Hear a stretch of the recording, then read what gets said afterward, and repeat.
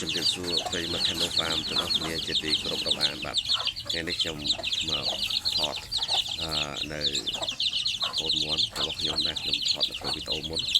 ង្ហាញបងប្អូនទាំងអស់គ្នាដែលខ្ញុំបានលែងនេះខ្ញុំពិតកូនមន់របស់ខ្ញុំដាក់នៅក្នុងធុងចេះហើយខ្ញុំដាក់មេវានៅក្រៅពេលយប់បានខ្ញុំលើកមេវាហ្នឹងដាក់មកក្នុងបាទដាក់មកមេវាចូលក្នុងឲ្យមេវាក្រាបក្រុងជាមួយនឹងងាអញ្ចឹងទៅព្រោះយើងអត់មានលើកំពូលយើងអត់មានកម្ដៅអីទេបាទយើងចាំតាមបែបធម្មជាតិតាមដំណើររបស់វាអញ្ចឹងទៅតាមលក្ខណៈគ្រួសាររបស់យើងឲ្យតែយើងជាវថែបាទឲ្យយើងជាវថែទាំទឹកថែទាំចំណីហើយដាក់ថ្នាំដាក់អីពេលដល់ល្ងាដូចខែនេះអញ្ចឹងចាប់ដើមធ្លាក់ខ្យល់ល្ងាអញ្ចឹងយើងដាក់ចំណីទប់ស្កាត់ជំងឺប្រសាយឲ្យវាទៅវាអត់អីទេហើយមន់ផ្ទុះជំងឺចាប់ពីប៉ុណ្្នឹងធំជាងនឹងតិចហ្នឹងលក្ខណៈមួយខែជាងចាប់ដើមផ្ទុះជំងឺហើយអញ្ចឹងទីសងនឹងបងប្អូនថែទាំបើទៅអត់សូវឈឺម៉ានទេបងមកប៉ុណ្្នឹងឯងខ្ញុំនិយាយទៅចាប់ពីប៉ុណ្្នឹងអញ្ចឹងថាប៉ុណ្្នឹងក៏ដៃឡើងទៅហ្នឹងគឺចាប់ដើមហើយបានឈឺសង្កប់ងាយឈឺអញ្ចឹងដូចថាយើងមើលថែវាបានល្អថែតបទឹកចំណីអើឡើយបាទមេវាបងប្អូនឃើញតែមេវាតែត្រង់សំណាញ់ខ្ញុំទិញយកមកប្រើទៅដល់ពេលរងចាស់យកមកធ្វើត្រង់មន់មេវានៅក្រៅអញ្ចឹងទៅបាទ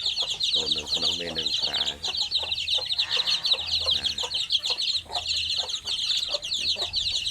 នេះមកសបុកទៀត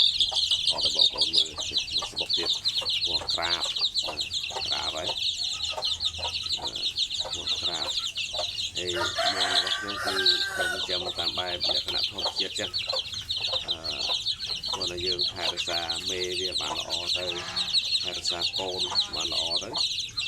គឺយើងបានផលហើយយើងបានផលច្រើនចំណេញសម្រាប់គ្រប់គ្រងជីវភាពគ្រួសារយើងចឹងដែរបាទហើយយើងកសិករគឺលេខពេលធ្វើខ្លះដើម្បីកុំឲ្យខាត់ពេលវេលាអញ្ចឹងទៅហើយនេះកន្លែងឲ្យចំណីកូនមន់ខ្ញុំដាក់ដូចនេះបាទអញ្ចឹងទៅអាធំវាជាកើតទេដាក់អញ្ចឹងទៅធុងយើងដាក់ចំណីដាក់ធុងគេដាក់ផ្លែឈើលក់ហ្នឹងយើងនេះទៅដាក់អញ្ចឹងទៅអាធំវាចូលសៀតចូលហើយបានតិចតួចធំអីឈរមើលនេះចំណែកធំនៅនេះបាទនេះណាចឹងឲ្យយើងថែទឹកថែចំណីឲ្យយើងបានផលធ្វើស្បុកធ្វើអីឲ្យវាទៅបាទយើងចិត្តដាក់ចាំទៅបានផលចឹងដែរស្បុកមេតម្រត់ទៅ3ទៀតឥឡូវធ្វើស្បុកត្រី3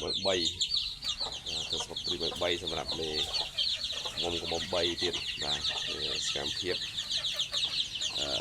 ខ្ញុំមានប៉ុណ្ណេះទេតាមពិតមិនចង់ថតបងប្អូនមើលហើយនោះមកស្បុកទៀតនេះខ្ញុំដាក់ឲ្យវាដើរបន្តិចបាទចាំដល់ពេលមានពន្លឺខ្ញុំនឹងដាក់វា